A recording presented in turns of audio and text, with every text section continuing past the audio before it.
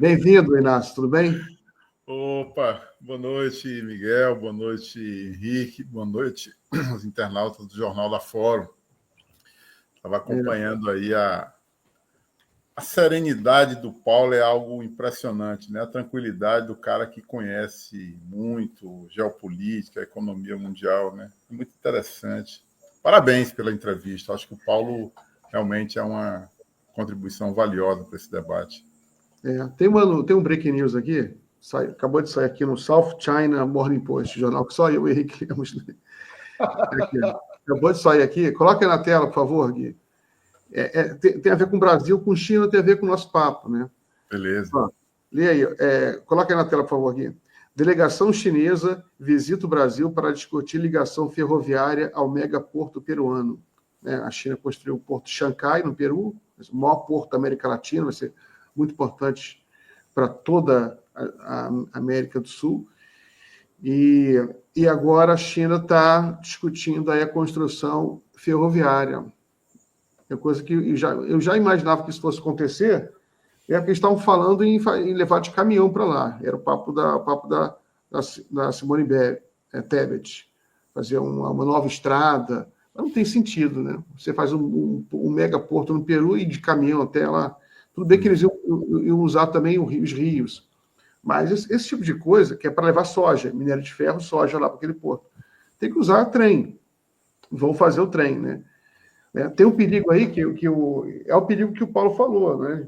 De a gente virar um grande fazendão da China, né? Exportando soja para a China, agora sim, né? Que eles não vão mais comprar soja dos Estados Unidos, se deixar, entendeu? E é muito dinheiro, né? Porque a quantidade de soja é colossal.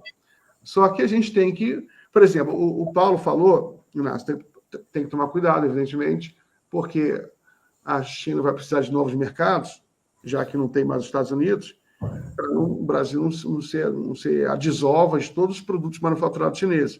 Só que tem o outro lado, que eu queria ter mais tempo para conversar com o Paulo, que é o seguinte, que se você organizar bem, você traz os insumos industriais mais baratos para você fazer as fábricas aqui, porque o pessoal esquece, por isso que o Trump é tão imbecil, que uma indústria hoje não é autônoma, você tem que importar insumos industriais.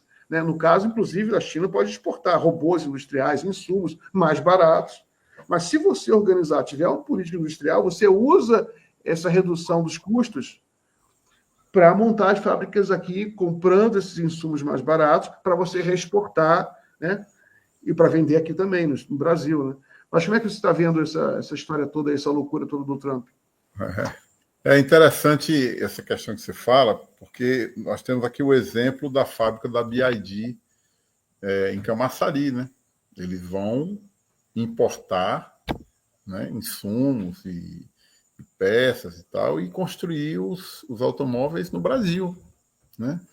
Então, quer dizer, o Brasil também passa a ser também, e isso contribui inclusive para a retomada da indústria no Brasil, né? Isso é um aspecto importante. Eu tenho, assim, né, sem querer me comparar, digamos assim, mas eu tenho uma opinião muito semelhante à do Paulo Nogueira Batista, né, que é exatamente esse desarranjo internacional. Né? Não é algo, digamos assim, desprezível, né?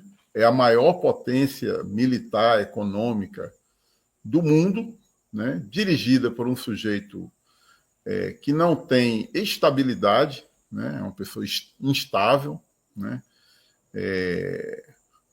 Há pouco vocês comentavam aí sobre o secretário de Defesa, né? Quer dizer, é um sujeito, é como você nomear, sei lá, talvez o Datena tenha mais capacidade de ser secretário de Estado do que ele.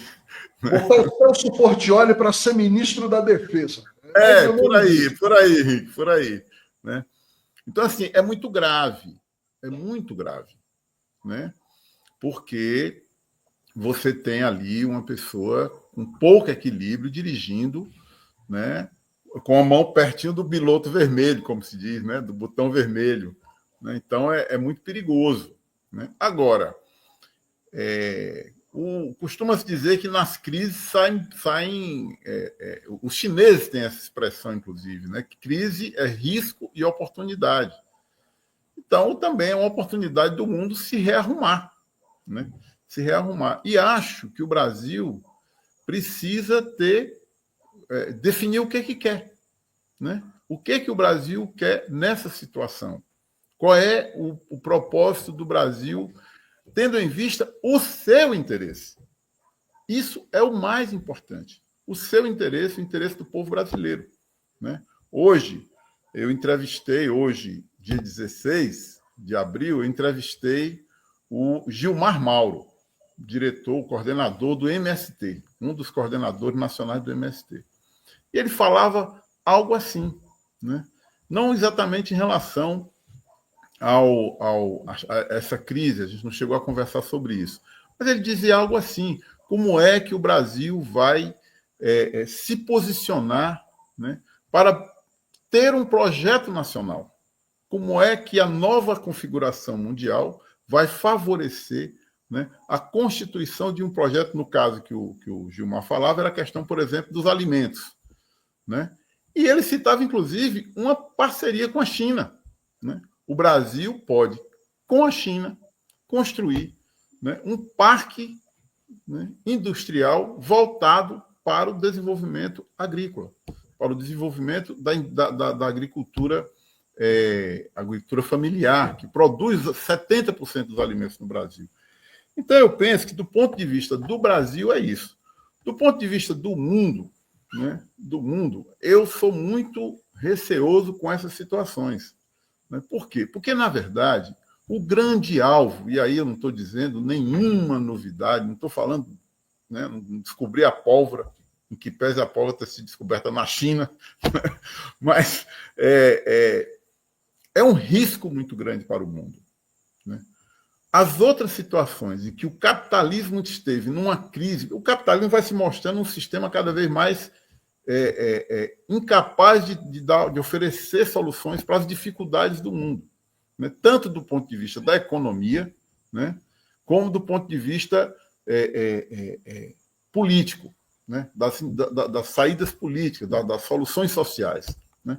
Então, os Estados Unidos, que são a maior expressão desse sistema, né, enfrentam uma crise gravíssima, né, enfrentam uma crise do ponto de vista da sua situação geopolítica no mundo, né, e vive um isolamento, vive uma situação de dificuldade de relações. É isso também que o Paulo dizia. Esse problema dos Estados Unidos não é de hoje. Há um ano, há menos de um ano, as eleições dos Estados Unidos, a Kamala Harris e o Trump disputavam quem era mais contra a China, quem fazia mais discurso contra a China. Aliás, nós chegamos a conversar isso aqui numa outra ocasião, que eu acho que discutindo, inclusive, a campanha eleitoral nos Estados Unidos, né? Então, o problema é esse. Na verdade, os Estados Unidos veem diante de si, né, um dragão, literalmente, né, ameaçando a sua hegemonia. Então, todo o esforço dos Estados Unidos, do Trump, é para conter a China, né, para reduzir, né, a sua perda de influência mundial. Esse é o grande desafio dos Estados Unidos, né, porque estão diante de uma perda de influência mundial, né, ao ponto do radialista lá que exerce a função de secretário de defesa, radialista de defesa, né, Henrique, para ficar mais radialista, com todo respeito aos radialistas, que eu gosto demais, né? O radialista de defesa do Trump, né, ter esse desplante de dizer que aqui a América Latina é um quintal, né? Então, isso só faz aumentar o isolamento dos Estados Unidos, né? Então, eu vejo um cenário de instabilidade muito grande no mundo, né, de risco, porque essas coisas não terminam bem, né, mas também uma oportunidade do mundo se rearrumar, né? A Europa está tomando uma lição, né? Há pouco você comentava isso aqui, Henrique, também. A Europa está tomando uma lição, né? E é isso que o Paulo diz, gente. O Paulo diz: ninguém pode atrelar o seu desenvolvimento a ninguém, a nenhuma potência, seja ela China, Estados Unidos, Europa. você precisa construir um projeto próprio. É claro que esse projeto próprio ele dialoga, né, com as relações. Você não está isolado no mundo, mas você não pode criar o seu projeto atrelado a outro. Então, eu vejo esse é um cenário, digamos assim, ainda em evolução, né? Ainda em mutação. Henrique, Inácio, deixa eu trazer aqui umas breaking news também, que eu estou vendo aqui. Miguel, o rei da break news, rapaz. Gosto. Não, tem essa notícia aqui, por exemplo, saiu agora na Mônica Bergamo, que é interessante, tem a ver com o que a gente está falando, né? Claro. A China já está se movimentando. Coloca aí na tela, Gui, que a China... Vocês sabiam que a China comprou, já tem anos, ela comprou o 99, Sim. que é o serviço que faz concorrência ao Uber. Né? Tanto que, inclusive, muita gente notou que melhorou o 99, que o 99 era uma porcaria, melhorou um pouco, foi que os chineses compraram, investiram, mas agora eles estão comprando, eles estão lançando o 99 Food para competir com o iFood. Né? Isso aqui não é merchandising, não, mas é porque tem a ver com essa reorganização política já, que a China tem esse capital excedente no mundo e ela está entrando no mundo. Né? Dentro da China tem os aplicativos muito fortes, esses aplicativos pertencem a grupos empresariais, conglomerados muito, muito fortes. Então, eles estão falando em investir um bi no Brasil, mas um bi é troco para eles, né? Se o mercado brasileiro realmente for, se eles se interessarem, eles podem entrar de fato competindo. Vai ser interessante para os brasileiros, porque vai ter mais serviços, vão competir, Permita-me dizer, tem uma coisa curiosa nisso, é o seguinte, o iFood ficou praticamente com monopólio no Brasil, porque há um tempo atrás a Glovo foi embora, aquela amarelinha e verde, aqui em Portugal tem a Glovo ainda. A Glovo foi embora e o Uber Eats suspendeu a entrega. Então, assim, ficou só o iFood. E, curiosamente, as taxas, claro, os trabalhadores têm que receber, óbvio, ninguém aqui está criticando. Mas, assim, as taxas, depois, quando o iFood toma para si esse monopólio, você percebe que as taxas ficaram muito mais altas, muito mais elevadas. Então, assim, eles estão sem concorrência. Com essa entrada dos chineses com a 99 Food, aí vai ser uma trombada, hein? Bem lembrado. Esperemos também que melhore para os entregadores, né? Porque você tem a concorrência que melhora o preço para o cliente e melhora o preço de pagamento do entregador. Não só o pagamento, né, que é o mais importante, mas também, eventualmente, condições de trabalho melhores, que na China o entregador de aplicativo na China ganha bem mais do que no Brasil. Isso que é uma coisa cruel. Isso é um desafio. Tanto que esse break, né, que eles fizeram recentemente, os entregadores por aplicativo fizeram um break recentemente, que ele destacava exatamente isso. Quer dizer, na verdade, o break deles no Brasil é contra o iFood, praticamente contra o iFood, né, que tem esse monopólio.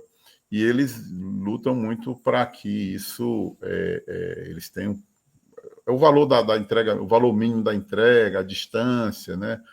Então, é muito importante. É um acontecimento importante. Acho que, se eu não me engano, o nome da empresa que comprou a 99 é Didi. DI. É algo assim. O Uber, né? O Uber chinês. É o Uber chinês, né? É o Uber chinês. Na verdade, é isso. Quer dizer, a China vai... É bom a gente lembrar o seguinte. É uma empresa chinesa, não é o governo chinês, né? É um aspecto importante. É claro que as empresas na China têm um aspecto diferente, mas é uma empresa chinesa que está vindo para o Brasil, num país capitalista, num modelo capitalista e tal, né? É claro que a gente torce para que eles tratem melhor os entregadores, né? Mas o aspecto importante aí, e aí é interessante isso que há pouco o Henrique falava, sobre essa presença de outros, né? O que a gente começa a ver? A gente começa a ver outras marcas no mundo. O cenário vai mudando, né, no mundo. Quer dizer, isso é uma demonstração também de uma perda de influência, né, das empresas norte-americanas. Há pouco mesmo, um amigo meu, um casal de amigo meu foi estudar nos Estados Unidos, né? Em Stanford, né, nos Estados Unidos. E aí, Eles mandaram uma foto ali e tal, não sei o quê, e a foto era, eles estavam num carro japonês, né? Um Mitsubishi, aliás, um Toyota. Quer dizer, com todo o esforço que os Estados Unidos fazem, né, para tentar impor os seus produtos, lá dentro você não consegue ver outros produtos, o que você compra, o que você usa, o serviço e tal, em grande parte são produtos, né, estrangeiros, né? Bom, basta ver um outro aspecto da fragilidade dos Estados Unidos, por exemplo, é essa questão da dívida, né? A chamada dívida pública. O PIB americano é em torno de 30 bilhões, de 30 trilhões, e a dívida externa, aliás, e a dívida pública americana é 29,1 trilhões. Está igual a dívida, está igual ao PIB. Está igual ao PIB. E boa parte dos chineses. Boa parte desses papéis estão na mão de investidores chineses. Não, os chineses são o segundo maior detentor. Acho que 16% na mão de estrangeiros. Primeiro é o Japão, que começou a vender, né? Tomaram uma trolitada, começaram a vender. Inclusive, os títulos públicos americanos estão se desvalorizando. É o principal desespero hoje com o tarifaço do Trump, né? Porque aí não é brincadeira. Essa dívida. Os Estados Unidos está gastando por ano $1 trilhão só de juros. Não é nem para pagar dívida, só para movimentar. Rolar a dívida. O que eles faziam, né? O que eles faziam. O que eles faziam com a gente, eles estão sofrendo o que a gente sofre até hoje, na realidade. Né? Sofre até hoje. Sofrendo agora o que a gente sofre até hoje. Né? Eles estão gastando mais com o juro da dívida do que com a defesa, do que com 80 bases no mundo. 80 bases não, são 800. 800. Né? 800 bases do mundo inteiro. Aí é isso aí. Agora, vamos terminar a live. Tem outra break news aqui para a gente. É um giro aqui total de assunto, mas a gente não queria terminar a live sem falar disso, porque mexe com uma questão nacional importante e até mexe com uma questão geopolítica também, que é o fato do Conselho Nacional de Justiça ele ter afastado a Gabriela Hart e alguns desembargadores do TRF4, né? O pessoal lá que deu um golpe jurídico, né? Aquilo foi também um golpe contra o Lula e contra o Brasil. Então, o mundo está girando, né? O planeta continua girando, a história não está parando não, hein, Inácio? As coisas estão acontecendo. Demora, a justiça tarda, mas não falha. Eu acompanhei boa parte hoje do Jornal da Fórum, né? E quando eu comecei a acompanhar, vocês estavam falando justamente, você, Miguel, inclusive, estava destacando isso, quer dizer, hoje o Brasil tem, no Poder Judiciário, um suporte importante, né? Um suporte importante na defesa da democracia. E pelas mãos de quem? Né? Como destacava também o Henrique, né? Do Xandão, né? Quer dizer, que é um personagem polêmico, controverso ali numa certa época, o início da carreira dele, a trajetória dele ali. Eu morava em São Paulo, inclusive, na época ele era secretário de segurança do Alckmin. Sabe o que eu gosto de lembrar dele, Inácio? Eu gosto de lembrar dele, eu comento sempre isso na redação com o Marcelo Heiler. Eu lembro quando ele foi ministro da Justiça e Segurança Pública do Temer, que ele botou um macacão da PF, pegou um facão e saiu cortando os pés de maconha no Mato Grosso. Acho que era. Exato. Não, eu morava em São Paulo. Eu morava em São Paulo. Henrique, mas aí, desculpe interromper, mas aí eu sou obrigado a lembrar do meme que fizeram. Quando teve a discussão para liberar a maconha, o Xandão foi um dos mais enfáticos para liberar. Liberou geral, o Xandão. Liberar até 200 gramas, não foi uma coisa assim? Claro. Aí o pessoal fez um meme que era aquela cena em vídeo, mas ao contrário. Ao contrário, plantando as plantas de. Plantando. Pois Eu recebi um meme também dele que, em vez daquela cabeça lustrosa, bonita, ele estava com o cabelo do Marcelo D2. Pois é, mas então, veja a importância disso. Né? Quer dizer, a Lava Jato, e aí eu estou aqui com duas pessoas que conhecem profundamente esse tema. A Lava Jato, né, foi um desastre para o Brasil, um desastre completo. Né? Eu vou dar só um dado aqui. Hoje, nessa conversa que eu tive com o Gilmar Mauro, ele destacava o seguinte: cada 1%, né, do juro da dívida no Brasil, da taxa Selic, é mais de 40 bilhões, né, de reais. Mais de 40 bilhões de reais. Então, as últimas reuniões do Copom, o Brasil torrou aí, né, cerca de 100 bilhões. Ora, a Lava Jato deu um prejuízo para o Brasil em termos de... Vocês imaginem esses 100 bilhões investidos no Brasil. Vocês imaginem o que o Brasil perdeu com a Lava Jato, com a destruição praticamente do Fundo Social do Pré-Sal, com o enfraquecimento da Petrobras. Então, na verdade, essa decisão do CNJ é uma decisão que a gente precisa discutir também desse ponto de vista, do malefício que foi a Lava Jato para o Brasil. Então, esses juízes, né, que estão sendo punidos, juízes desembargadores, esses desembargadores de tribunal da 4ª região do Rio Grande do Sul, entendeu? Armaram contra o Brasil. Então, essa turma, né, deveria ser processada no Brasil por crime de lesa pátria. Porque isso é uma verdadeira agressão aos interesses do país. Então, eu fico muito feliz, né? Entendeu? Essa Elizabeth Hart, ela, além de...